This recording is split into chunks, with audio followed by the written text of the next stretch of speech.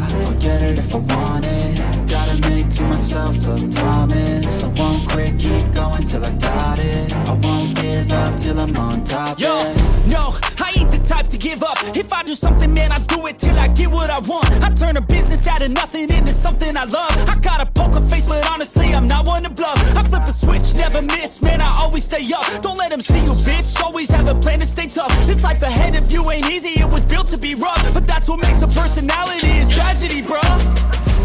So keep your head on your shoulders. Now we ain't out here moving rocks, we out here moving boulders. Now we ain't getting posterized, we out here making posters. And we ain't got nothing to hide, we move forward like soldiers. You better wake up for the pay stub, or you'll pay up. Don't make love to the game, bruh, fuck the game up. Change up, rearrange stuff to your greatness. Famous for the way up, play the game, bruh. Never stop, I'll get it if I want it. Gotta make to myself a promise. I won't quit, keep going till I got it. I won't give up till I'm on top, yeah.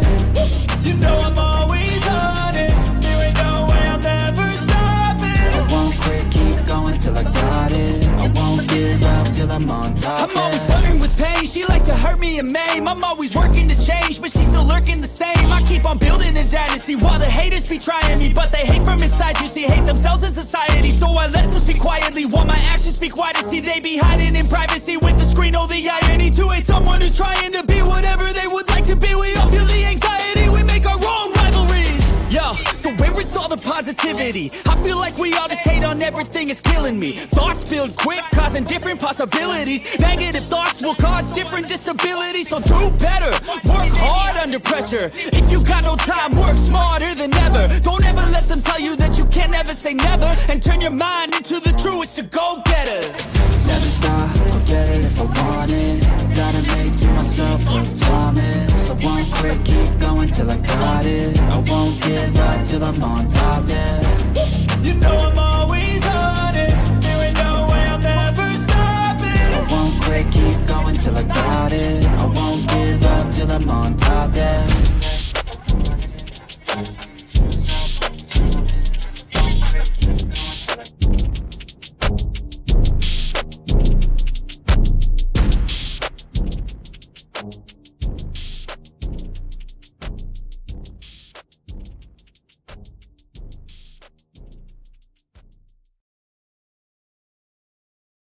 This is the value of wrestling, the revolutionary force in wrestling podcasting. Oh, you know what time it is. Ladies and gentlemen, we are back right here on the Value of Wrestling for your Monday night Raw review for January 8th. Already 8 days into the new year. La-di-da-di, are we ready to party? Yes, it's January 8th. It's Monday night. It's a Raw review. We are here on the Value of Wrestling to bring you that whole breakdown. But let me introduce you to my co-host, the one, the only. Oh yeah, ladies and gentlemen. You know me. I'm the one. I'm the only. Big Time. And I have a special announcement for everybody. A special announcement meaning, yes, I'm a Paul Heyman guy. How do you feel about that? Mr. Clarke, how are you doing this evening? How are you tonight? Don't pawn that evil on me. Miguel. Welcome to the party. Mr. Z, our New Japan Pro Wrestling expert, the Encyclopedia Britannica of New Japan Pro Wrestling. Miguel Z in the chat. You can also join along in the chat. But Mr. Clarke, how do you feel tonight? How do you feel about Raw? What is your opening statement? I thought tonight was a great show. I mean, like any show, it's not perfect, but I thought it was pretty solid. Yeah, I thought it was a dang good show. There was some lows, some highs in there. I definitely said good tonight. I don't know if it was average. I think it was just a little bit above average. You had that fight right in there. You had some low points. You had some high points. Aren't we all? Yeah. So we're going to get into it. We're going to get deep into it, and we are going to dive into it. So we open up. We are talking about the Royal Rumble. It is 2 weeks from Saturday, this Saturday, January 13th, the night that TNA comes back to life, the night that TNA brings you Hard to Kill. And, of course, Tony Khan tries to compete with that with a Battle of the Belts 9. And I don't even know what we're going to do Wednesday. Tony Khan's on an 8-man match or 8-person match frenzy, it seems like these days. But this is Monday Night Raw. We're getting ready for the Rumble. It's 2 weeks out. We're pumping up Cody. We're pumping up the story. We're getting everything. All of a sudden, here, Drew McIntyre. Cut that out. Stop it. And he talks about, we have Drew McIntyre in the ring. He's talking about his loss to Seth Rollins. That maybe, Rollins is right. Maybe Sammy's right. Maybe everybody's right. And he needs to go away. Get his head adjusted. Maybe he needs to take some time off. I don't know if this is teasing into his contract coming up. If this is a different push or what they're kind of doing here. And then he switches it up. He goes, no, none of that's right. It's Damian. Damian cost him because Damian tried to cash in the Money in the Bank. Called Damian stupid, basically, for cashing in instead of waiting until after Drew had won the match to cash in. Of course, Drew also realized that it was his own damn fault. He lost the match a little bit because he got so happy after hitting a Claymore, so excited that he pulled Seth Rollins' feet onto the rope. So, and I'm going to sneeze, and that's...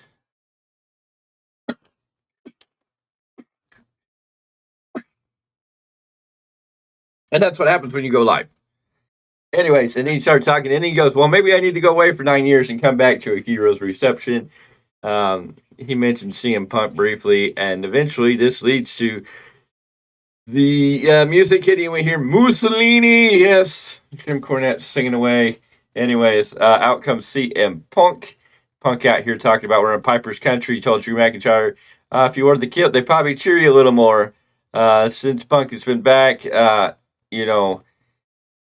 he's back through. All he's done is see McIntyre. Oh yeah, Punk talks about how he's a talker, how Piper was a talker, but Drew McIntyre being a talker, he doesn't recall Drew McIntyre being a talker. But all McIntyre has done since Punk has been back is talk, which is kind of true. And we hear Punk declaring himself. Well, we don't hear Punk declaring. Punk didn't declare himself a locker room leader. He said he never said he was a locker room leader.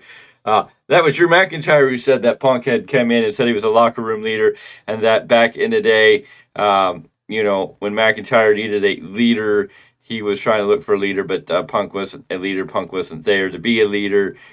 He's talked to McIntyre, and McIntyre's watched him ever since he went to him and calls him a demon. When he calls him a demon, eventually Punk gets back on the mic, goes, he never called himself a leader. He's watched McIntyre, and McIntyre left and came back in, won the Rumble, went on the WrestleMania, the main event, win the title, and Punk saying, yeah, I'm doing like you did. Yeah? Nope. But Punk says he's not a demon, but when pushed, he's the devil himself. Yeah. That's a loud one. Punk saw McIntyre come back bigger than ever, and so he's going to lead by example and lead. Oh, yeah. So Punk says it's getting heated in here. It's getting spicy in here as they go back and forth. He says he's going to be a leader, and he's going to walk away now before he knocks McIntyre's teeth down his throat. But he's telling us, McIntyre says he's going to throw Punk out, and Punk says he's going to make sure he throws McIntyre out last. So we got a great back and forth here between Punk and Drew McIntyre. I think it was a hot way to start off the show. A very interesting. I think we're getting a good thing here from McIntyre. We're getting this change, whatever it's coming. I can't wait to see more of it. And of course, we got Punk. We got Punk to be in a promo battle because we're definitely saving him for actual in-ring on TV, which is really good. I don't want to see him until the Rumble. We got 2 more weeks, and we're going to see Punk back in a ring. Punk probably winning that Rumble. So it's going to be interesting. Punk also mentioned there's nobody can stop him from winning the Rumble. Not McIntyre, not Seth, not even Cody freaking Rhodes. Great opening segment. I think it started off the show hot, got the things greater. Tag team matches, player. You know what?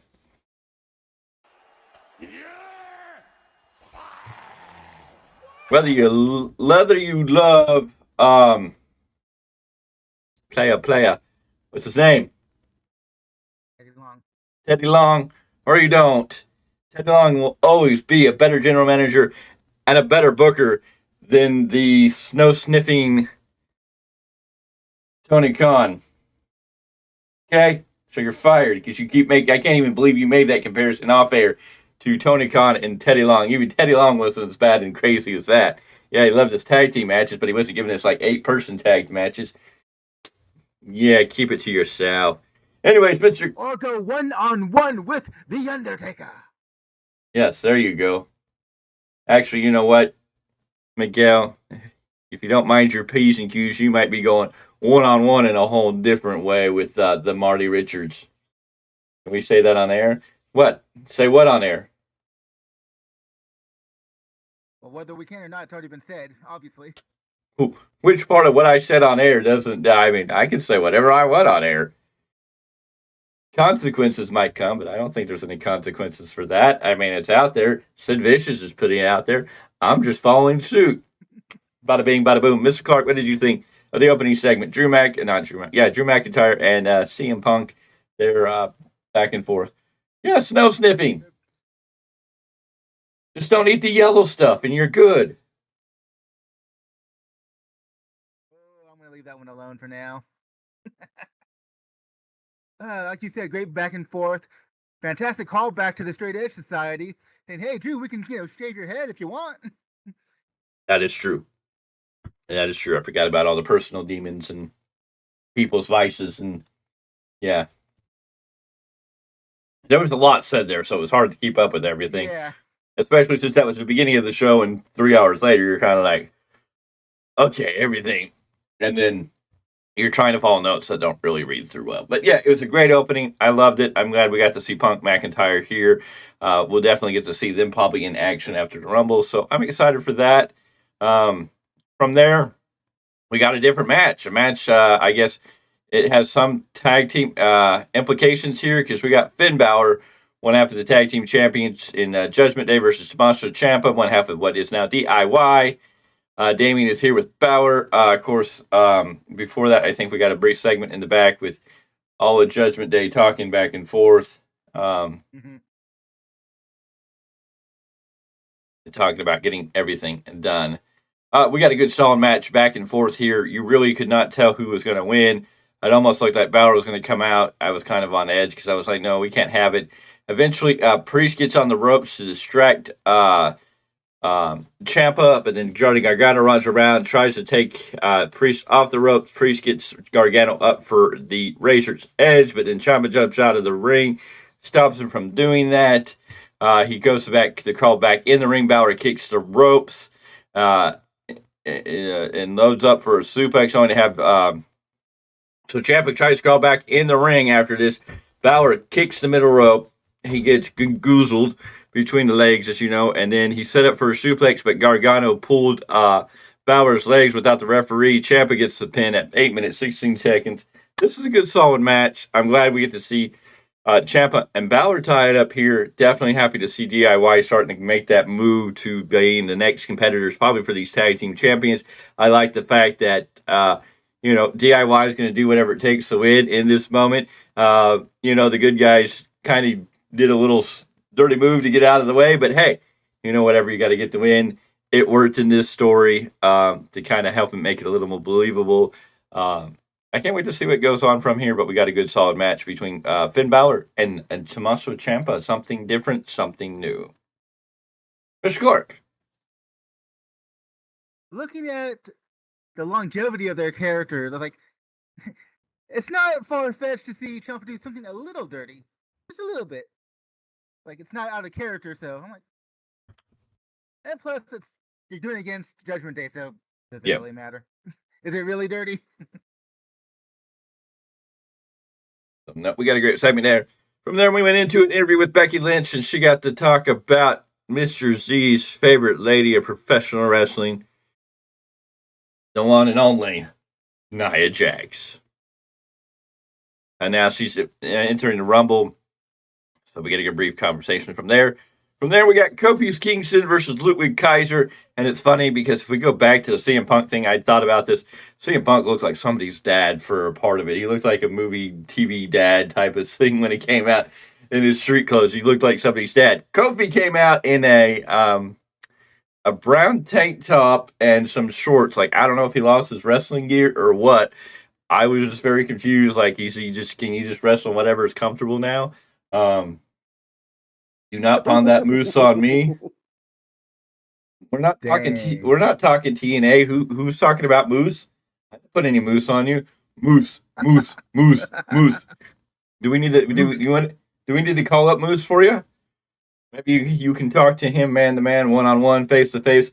Moose. And you brought him up. Nobody was talking about Moose until you said, "Don't pawn that Moose on me." Anyway, Lulu Kaiser and Kofi Kingston had a good, solid match. Back with Kingston fights back, but gets hit into the buckle to the shot and ram into the corner. Kingston's in more trouble, but he fights back to send both outside. Kingston gets whipped into the barricade. We take a break. Back with Kaiser stomping away in the corner, but Kingston sends him outside again. There's a top rope trust fall. They brawl on the outside. They get double counted out. This thing continues to brawl. Security. Jason Jordan was out there, and Jamie Noble was out there. They're all trying to break him up. Eventually, Vinici's over by the commentating table. Kofi's breaking free to go after it, and Vinci just launches the chair at Kofi with the wheels coming at Kofi and nails. I mean, just nails. I don't even know how Kofi. I don't know how Kofi didn't really get himself hurt because that chair came right at him. He got smacked with the chair, and then he went down. Kaiser then went on to beat up more on Kofi, slammed his head into the steps. Post-break, Kaiser says that Kingston brought it in on himself to taking out Giovanni Vinci last week. But, oh, man, a good match in the ring between these two, and then the Fallout Brawl was vicious.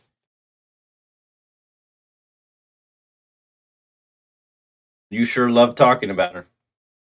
Anyways, Mr. Clarke, your thoughts on Kaiser, Kofi Kingston, the what it fell into. I am officially calling this match the Paulus Clarke match of the night. I don't even care about that. There was no clean finish or whatever. I love this match so much. And then just the beatdown afterwards, especially that chair shot, throwing the chair at Kofi. I was just like, yep, he launched that chair, yeah. And the way he sold it, the glaze in his eyes. Oh yeah, yes. I'm not entirely sure if that was fake or not, or if that was worked or not. Excuse me, because we don't say fake. Well, if that was the Paulus Clarke match of the night, this is the Miguel Z moment of the night. Because here's Nia Jax for a chat with Michael Cole in the ring as he invites Nia Jax out to the ring. Last week, no one was shot. She threatened to do something shocking by breaking Michael Cole's face. No one could stop her. But here is Rhea Ripley. Mommy's in the ring. And Mommy basically told Nia she ain't shit because she hasn't gone one-on-one with Rhea Bloody Ripley. Jax promises to win the Rumble and come after Ripley. Ripley tells her the smartest thing to do is if you win the Rumble is to keep her name out of her mouth. So we got a good segment here between Rhea Ripley and Nia Jax. We know where that story's slightly going. I don't think Nia Jax is going to win the Rumble, but we'll see how that plays out. In the meantime, we get a flashback video to The Rock's return last week, playing that up. Cody says it should be over with Nakamura before he's jumped by Nakamura, and they have a brawl in the back. Only to set up that we get announced later that these two will be in the main event in a street fight now. It was initially a match for the main event, but now it was going to be a street fight, which it needed to be, and was a damn good match. Anyways, the Women's Tag Team Championships, Kaden Carter, Katana Chance versus Chelsea Green. Before we go into that, I want to ask Miguel something. He's sitting here talking about Nia Jax as a botch artist. In this run, where has she botched? That was like that major that we should continually talk about it. Real quick, I enjoy seeing a more evil side of Ludwig. I don't know if it was necessarily evil. I just saw a more vicious, getting redemption. Evil. Yeah. Mm-hmm. I think there's more botch. I think there's more botches on AEW TV than Nia Jax has presented in her run recently. I would agree with that. It feels to me like Miguel is staying in the past, staying with the previous run, and yes, there's a lot of things that Nia Jax just was not good at. She has gotten better in her time away, in my opinion. Well, I think maybe she's got a little better creative behind her, too, and doing a little better push. So we'll see. Absolutely. Of course, you could build up Nia Jax to be taken down to make somebody else look really good, too. Because we still have somebody in the shadows, lurking in the background, that has not made their debut on WWE TV. We know they're there, but they're holding. I know a lot of people are complaining. Why is Jade not being used by WWE? Why sign her, never use her? I'm like, you people are stupid. They're getting ready. Explain that. They are. Triple H already told you. He's like, I got to make sure she is perfect. We want to present her in the best light. And I mean, that would be awesome if Jade came out and like took out Nia Jax after Nia Jax been built up to be a beast. So we'll have to wait and see. Women's Tag Team title: Kaden Carter, Katana Chance versus Chelsea Green and Piper Niven. It was a match. It was decent. Kaden Carter and Katana Chance are your women's tag team champions. They kind of came in up from NXT. They were the NXT women's champions. I don't know, like right before they came up. And now they're here. They won the titles here. Chelsea and Piper Niven, or Chelsea Green and Piper Niven, you're kind of like, nah. I'm over the gimmick. Kaden Carter and Katana Chance, I guess it's just going to take more time to kind of get warm on me. I really don't understand what they are yet. It's just like the rave girls, the nightclub type girls. Yeah. Well, they got interesting entrance music and effects, and then they bling those, I don't know, whatever those guns are. I have flashbacks to whatever. I have flashbacks to like American Gladiators when they come out when in that moment. What so Katana Chance was on American Ninja Warrior, so there you go. It was a decent match. They had a not a botch, but a miscommunication here as Chelsea Green was trying to. I think it was Kaden Carter was on the ground, or Katana Chance. I forget. One of them was on the ground. Piper Niven was going up to the middle or top rope for a Vader bomb, and Chelsea Niven was helping her. And I think Katana Chance, Kaden Carter was down, and then she rolled out, and Katana Chance swept Chelsea's legs and putting Chelsea down, and Piper Niven hit a Vader bomb on top of Chelsea Green, and then Kaden Carter nailed. Piper Niven went up, was sitting on the ropes, and came off and hit a code breaker on her, and then we got the whatever they call it, the keg stand for the 1, 2, 3. This match went 9 minutes 53 seconds. It was a good, solid match. Not the best match for all these. It was just a good match. It was a time filler. Not a horrible match, not a great match, just a match. Mr. Clarke. I feel like I want to be Vince McMahon to a degree. I want to break up this team even though they're the tag team champions, because I see more potential out of Katana Chance than I do Kaden Carter or them as a team together. So you're saying Katana Chance is the Shawn Michaels and Kaden Carter's the Marty Jannetty? For my interest, yes. All right. And it's kind of sad because, like Miguel says in the comments, their act was over in NXT. Yeah. Now, not over with me per se, but I do know what he's talking about. It's like, yeah, but no. I just haven't really seen it in Kaden Carter personally. Yeah, I'm waiting to see what they get a little more. They kind of hear. I don't know. Got to sink my teeth in them. We'll see if they get over as time goes. From there, probably one of the best moments of the night. If you wanted a good laugh, if you wanted a chuckle, if you wanted anything, I mean, WWE delivered this in an amazing package that even tickled the Judgment Day. But we got R-Truth telling us the history of how he was in Judgment Day since he was like born, basically, that he was born in the Judgment Day. We get R-Truth. And especially now that JD McDonough's out, and like they say in Judgment Day, live, laugh, love. And we get a great video package from R-Truth in this storyline thing. After it, though, we get Judgment Day in the back. You can tell they're trying not to laugh, especially Damian Priest. Damian Priest is like, hey, it's not bad. And they talk about they got to deal with the R-Truth. And of course, then Mommy tells JD McDonough he needs to take care of the Miz. What did you think of the R-Truth video package? Truth is awesome. Yes, in this moment, it was awesome. It was great. I was like, really? I mean, it's one thing for him to mess with them live and in person, but that video package was, I know, for the guy who likes comedy, it was too much for me. I was like, dude. I love something that was comedy, and you didn't. You're calling it too much, and I'm saying it was great. What just happened in the world? Is a booch. What is wrong with the world? I loved it. I thought it was great. It was so well done in telling this history. And at first you thought it was going to be serious, and then it was like the switch flipped. And you're like, and all how he's been there for Judgment Day when they won at Money in the Bank, and he was on a fake ladder, and then at the Women's Royal Rumble last year when Mommy won, and all these moments where they pictured him in, and you're just like going, this is great. Anyway, Jade McDonough versus The Miz. Dominic is out, and so is R-Truth. And we get a decent match between these two, as you would get, but it felt like more of a showcase for The Miz. I was highly disappointed in this ending. Truth is distracting Miz and McDonough, or Mysterio and McDonough are outside, and Truth is there. Everybody kind of gets distracted as Miz comes through. He takes out both McDonough and Mysterio, then throws McDonough back in, hits him with a skull-crushing finale. Miz gets a pin at 12 minutes, 1 second. It was a good match. I was just disappointed why McDonough couldn't get a pin over The Miz. It's not like we're really doing a whole lot with The Miz right now. And it seems like McDonough's losing. I know he's kind of the scapegoat of Judgment Day.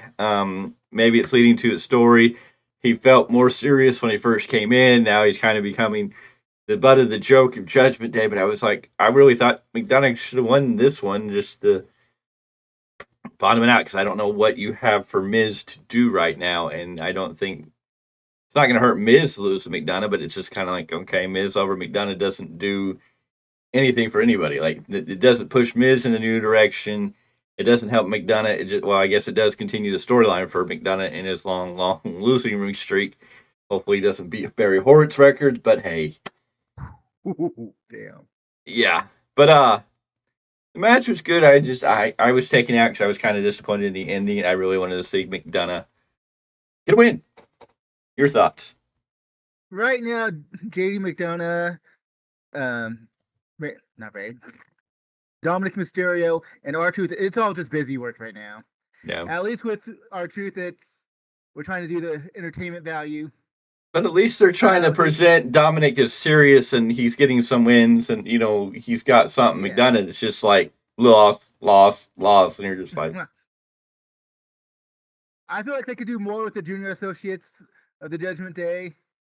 At least as a tag team, if not singles. Yeah. I don't know. It is what it is at this point. And of course, we go into the back. The rest of Judgment Day is here, and they are not happy about it. And now they're going to have to do something about Truth. From there, we get Seth freaking Rollins. He's the architect. He's the visionary. He's the Seth freaking Rollins. Yes, ladies and gentlemen. We got Seth Rollins in what looked like, I don't know, leftover ring gear from Duke the Dumpster Droese that he repurposed. I don't know. It was very odd looking. And he's out here. He's done a lot of things. He's he's been in WrestleMania. He's main evented WrestleMania. He's cashed in at WrestleMania. Well, he hasn't main evented, but he's been there. But what he's never done is taken a world champion into WrestleMania and main evented it.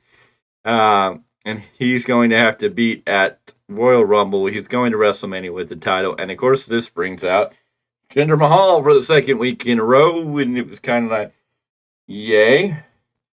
And Mahal's out here doing his best job. Mahal looking like he was ready to go sell you your next house. He looked like some real estate agent more than Jinder Mahal that we do as the world champion. I don't know if he was about to sell Seth Rollins a title match or some timeshare property in Boca Raton. But besides that, we got a good back and forth. Mahal chewing out the crowd, chewing in the, Seth Rollins saying he's being overlooked. Everybody's overlooking him. And Seth Rollins goes, yes, you're absolutely right. Everybody is overlooking on you, and that's on purpose. Eventually they get into it, and Seth Rollins goes, if you want to, go ahead, take a swing. Take a swing at me, Mahal. Or Jinder, take a swing at me, Jinder. And Jinder shakes his head, no. Rollins goes exactly the same old Jinder and turns to go away, and then Mahal from behind attacks him. I guess we're setting up for Jinder Mahal and Seth Rollins for probably a world title shot. Will it be the Rumble? Will it be prior to that? Will it be another after that? Don't know. I'm not necessarily excited, but I guess it's somebody to feed the Rollins right now to keep Rollins busy. Other than that, and maybe trying to get Mahal back familiar with the crowd. I was kind of happy with him being the manager of Indus Shear, who we've seen and come and seen and come and seen and come and go. And, so I'm waiting to, we'll see if maybe this will help something with that. Maybe what he'll get is a match with Seth. He's going to get beat down, and Indus Shear will come in and just beat down. And maybe that's the whole thing for Mahal to be here. He's going to use his tag team to beat down Seth Rollins to make them look like serious, badasses, for lack of a better word. Your thoughts on this back and forth between Jinder Mahal and Seth Rollins? Once I knew that Mahal was coming out, it's pretty much what I expected out of it. Yeah. Just because we saw it a week ago. Later in the show, they did announce next week World Heavyweight Championship shot. Okay. Mahal and Seth. Again, this feels like busy work. Yeah. Just to get to the Rumble. No. I mean, really, Jinder Mahal has always, for the most part, not always, but for the most part, has been jobber to the stars. Yeah. And that, even to this day, is what his role is. Anyways, from there, we got Otis versus Ivar. I feel like we've been here before, but hey, we got Otis versus Ivar. Maxine Dupri and Akira Tozawa come down and Valhalla with Ivar. This is Otis hits a running elbow to start, but Ivar knocks him into the corner. A quick world's strongest slam gives Otis 2, and then the caterpillar gets the same. Ivar kicks him in the face, though, and finishes with the moonsault. This match lasted 3 minutes, 48 seconds, which is probably the best way to do it. We've seen these two big guys go at it, and Ivar comes out with the win. I don't know what they're doing with any of these guys. It's like they feel like they're going to do something with them, and then they don't. And then they feel like they're going to do something with them, and they don't. I think Ivar, they're just kind of trying to keep relevant until Eric comes back. We'll have to see how it all plays out. Your thoughts on the meat match? The meat match of the night. The meat slapping match of the night. Well, obviously, this is not my favorite match of the night. I did enjoy watching this match, even like you said, we've been here before. There's just something about watching these two guys wrestle. And then on top of that, having the people on the outside of the ring. Yeah. Like, yeah, I tend to agree with you. It was great that it was probably smart that it was a relatively short match. Yeah. But I enjoyed it for what it was. Jey Uso's here and he's ready to win his first singles title, but here comes Bronson Reed and says not so fast. I guess we're setting it for Jey Uso and Bronson Reed. That should be a banger of a match if they do it right. The bigger Bronson Reed against the upcoming Jey Uso main event. Jey Uso could be a heater match. Anyways, with a little more than 30 minutes to go, we are in the main event. WWE is going to give us a long wrestling match. I guess Triple H is getting tired of the critics are saying that AEW gives us more wrestling than WWE, but WWE still puts out a bigger show. But we had a 30-minute at least main event match with entrances and everything going into it. And we got a street fight between Cody Rhodes and Nakamura, and this is exactly what you expected to be, back and forth. Vicious, Nakamura doing everything to take out Cody. Cody continuously coming back. Cody cuts it off with us. We get the Shinsuke Nakamura loading up with the Kinshasa, but Cody cuts it off with a super kick. A pedigree gets 2. Cody sends him through the table in the corner. He goes for the crossroads, but Nakamura tries to roll him up for a 2. He kicks out. Cody kind of dazed, or at least acting like he's dazed. There's a table in the corner, and Cody looks over. Here comes Nakamura with a Kinshasa right through the table as Cody moves out of the way. Cody picks up Nakamura quickly and hits the Cody cutter for the 1, 2, 3. And we have finished what I believe is the end of this story. Cody's got another big victory, as we should know. And Cody's still winning, which is telling me he's going to WrestleMania to fight Roman Reigns. Because if Cody wasn't going to go to WrestleMania and fight Roman Reigns, then he could have taken this loss to Nakamura, continued this feud, and let Nakamura look good. Nakamura still looks good in everything he did here to try and win. But this is the end of this story, and Cody's going to go on. So everybody who thinks that The Rock Roman's going to happen at WrestleMania and Cody's not going to get his match, you're crazy. And if you don't think CM Punk and Seth Rollins are going to get night 1, you're crazy. They told you this tonight. They blatantly told you this. Did they tease The Rock Roman? Yes. Is it going to happen? Probably. Could it be next WrestleMania? Could it be at Elimination Chamber in Perth? Could it be at SummerSlam? Could it be anywhere else in WrestleMania? Yes. Just because it reads as a WrestleMania caliber match doesn't mean it needs to be at WrestleMania. Because where WWE's going this year, they're going to France. They're going to do another Saudi show. They're going to Germany. So, I mean, there's a lot of places they could throw this match in to draw an audience. Of course, I know somebody was talking about maybe Roman's going to beat Cody and keep the title all the way up to Berlin, where he would be just a week out from beating Hogan's record. And then in Berlin, you have Roman Reigns versus Gunther. But the Intercontinental title at Bash in Berlin, you let Gunther beat Roman. Great story, but I'm telling you, it's written in the stars, and they've told you that it's stuck. Whether Roman and Rock get it on, I think if you don't do an Elimination Chamber with Roman and Rock, you're going to do it later. You could even do it to next year's WrestleMania if you want to really build up next year's WrestleMania. I think you do Rock. I think Roman and Cody, period. Whether you involve The Rock or not involve The Rock, needs to be Hell in a Cell for WrestleMania. I mean, night 2, WrestleMania, main event, Hell in a Cell. I think that's how you finally can take out Roman and make sure he doesn't have anybody in there. Now, if you throw Rock in there as a special guest referee, it continues in that story. So I think there's something there. I just know that if we're going to get Cody Roman this year at WrestleMania, we need to up the match. It can be a one-on-one. Yes, it can be a simple one-on-one, but I think it needs to be up. It needs to be escalated. We need something to give us a little caviar, a little sugar on top, a little cherry on the top, just to make it a little more unique than the last one. Anyways, Mr. Clarke, your thoughts on Shinsuke Nakamura versus Cody Rhodes here in this street fight? Actually, I only have one minor nitpick. When Cody delivered the pedigree, the way Shinsuke landed, like it was almost on his leg, and then like he slipped it, under. It's like most people when they take the pedigree, it's like it's chest first. It's like you flip your legs out and it's flat. I don't know why Shinsuke took it the way he took it, and it just looked kind of weird to me. So I'm kind of also glad that wasn't the final move that before Cody pinned him. Because I was like, ooh, that would look real strange to me, had it been. But otherwise, it was a great match. I mean, like, no complaints. It's name value. It wasn't my favorite match of the night, because I've already said what that was. But, I mean, in name value, it got the time, it got everything that it deserved to be what it was. Yeah. No. Good solid match. We got a good match there. And that was your Monday night. I think we got a decent Monday night out of all of this. Are you having issues? Yes, I have a cat in my lap. She was not. What? Okay.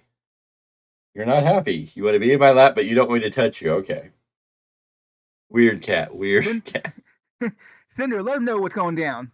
Yes, obviously. Ooh. What is your problem tonight? I can pet you with the other hand, but if I go to pet you with the hand that you're on, you're not happy about it. Okay. You are a spicy one tonight. Are you feeling spicy? Is that what this is? Huh? Yeah? Okay. Anyways. Monday Night Raw was a good show. I think we got a great outing here. I can't wait to see what we're going to get on SmackDown. Lots of great stuff coming from that. Can't wait to see what we're going to get in the next coming weeks as we boil into the Royal Rumble. The sad news is... SmackDown. We will see. Will Andrade make his re-debut? I don't know when or where. He's probably going to be... If he's coming back, he's probably going to be saved for the Rumble. Where's Mercedes Moné going to go? The more it goes, the more people are coming out. Oh, she's going to show up on Dynamite this week. She didn't show up last week, so now she's going to show up this week. I think we're going to hear about this forever until she shows up somewhere, which is just like great fun. Absolutely. Lottie freaking dotty da. Anyways, Andrade, when will he show up? When will Jade Cargill show up?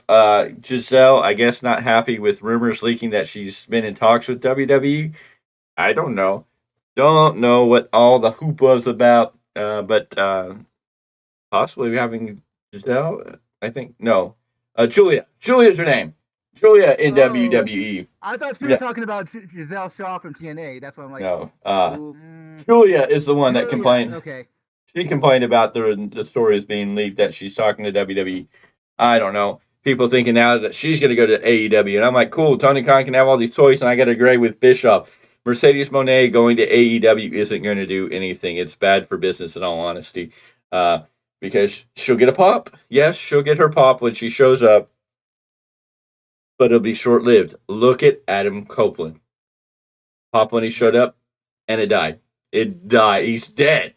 When you got him on Collision, and Collision's ratings like got cut in half this week, even with Adam Copeland on there, announced on there. And I could probably understand why. If you were watching, go, oh, it's Adam Copeland, and you would see what he has to say about Christian. You got that story, and he's having the Copeland Cup, and you get Griff Garrison, somebody that's been irrelevant since,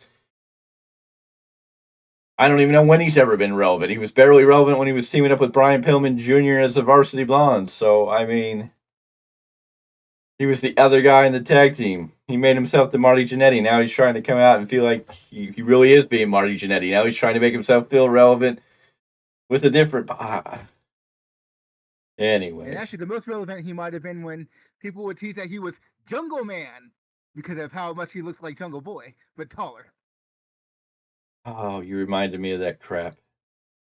Rumor and speculation that a big turn is scheduled to happen.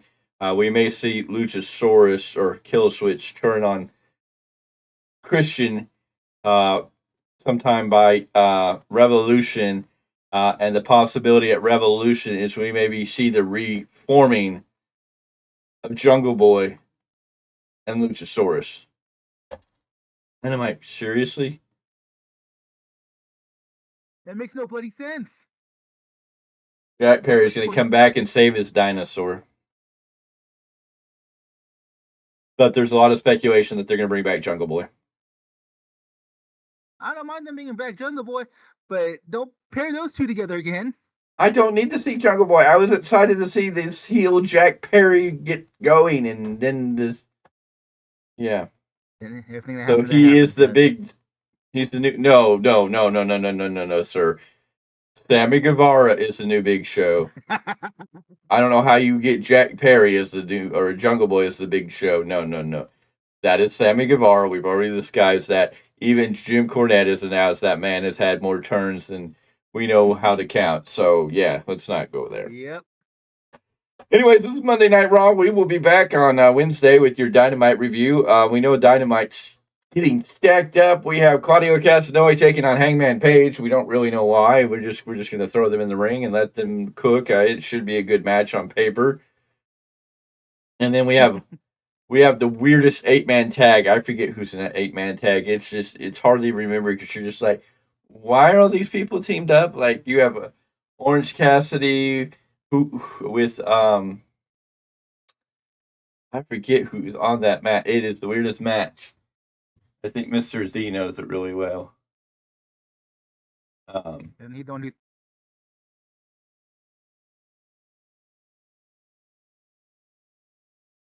It's just bizarro. No, that's the women's one. Well, the women's one ain't any better because you have Saraya, Thunder Rosa, Chris Statlander, Willow Nightingale, and Anna Jay on one side. Yeah. Julia Hart, Sky Blue, Saraya, and Ruby Soho on the other. Yeah, you have Julia Hart and last we saw Anna Jay was heel. Why is she on the face team? Yeah, wasn't she just hanging out with Saraya the other day or something? I mean, yeah, in one of the episodes recently.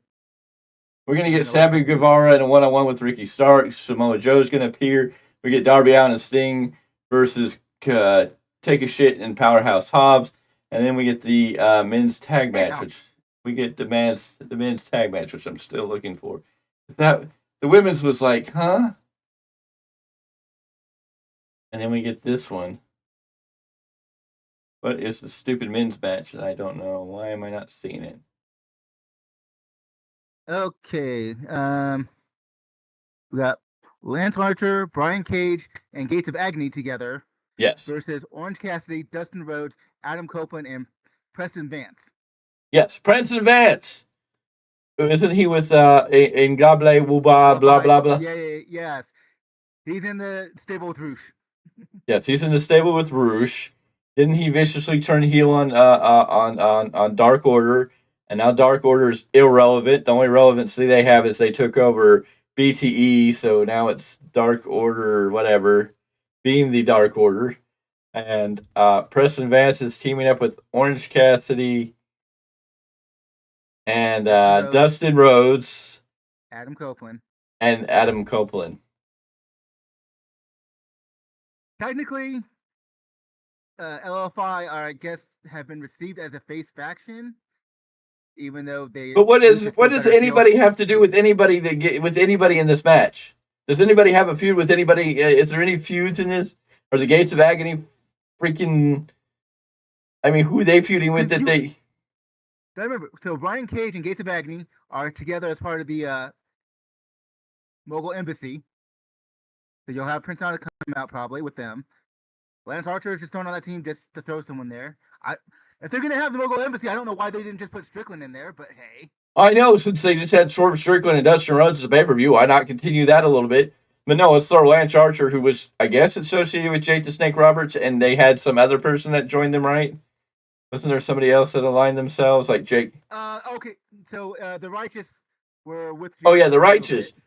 Well, that's right. We thought they were going to do something with the Righteous, because the Righteous and Lance Archer and Jake the Snake were going to be this new thing.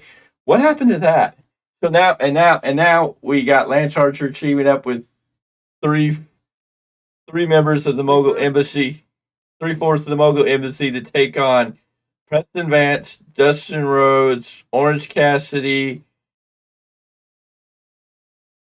and Adam Copeland. God, I can't even remember Adam Copeland because he's so irrelevant in that. And what do Dustin Rhodes and Adam Copeland and Orange Cassidy and Preston Vance have to do with anything with each other than Dustin and Copeland are old veterans from WWE that are trying to, hopefully shed some light on how the rest. I don't know. I couldn't tell you. This is an obvious thrown together match. So. Will it stay on the wall? Eddie Kingston's defending the North American Triple Crown. It's the Triple Crown. Yeah, I know.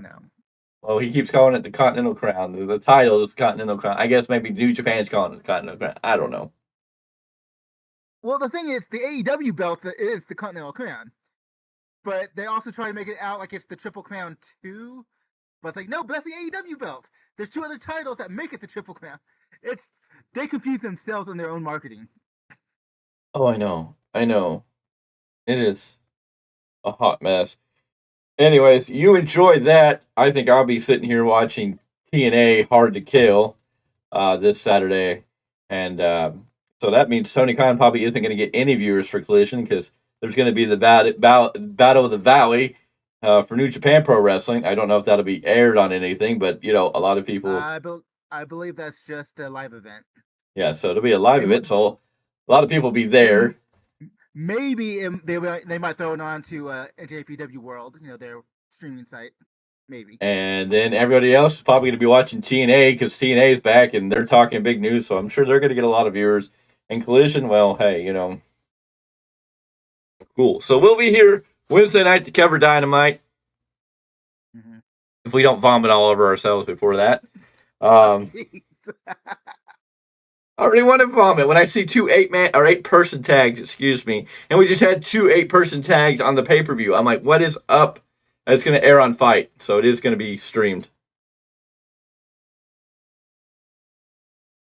Then the Battle in the Valley.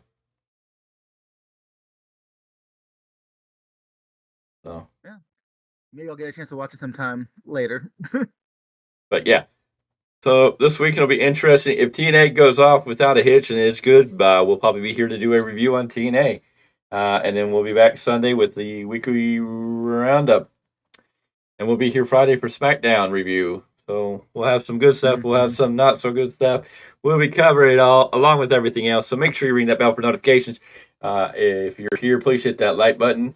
If you're new here, please hit that subscribe button. Join the Value Wrestling family. We're at 198, almost there to 200, marching our way to 1,000. We need each and every one of you to subscribe. Share this video out with friends, family, and everybody who loves the world of professional wrestling. This has been your Monday Night Raw review right here on the Value Wrestling on the Big Time. That is Paulus, Clarke. We appreciate you for joining us, taking time out of your busy night, busy day, whatever you're watching this. And as always, tomorrow the rebound. Yes, ladies and gentlemen, tomorrow officially the very first episode of the New Japan Pro Wrestling Rebound will air sometime tomorrow right here on the Value Wrestling YouTube channel. So make sure you ring your bell for notifications so you will be notified as soon as that goes up live on the YouTube page. But until next time, we are going to get out of here. We're going to say goodnight. We're going to say adios and bye.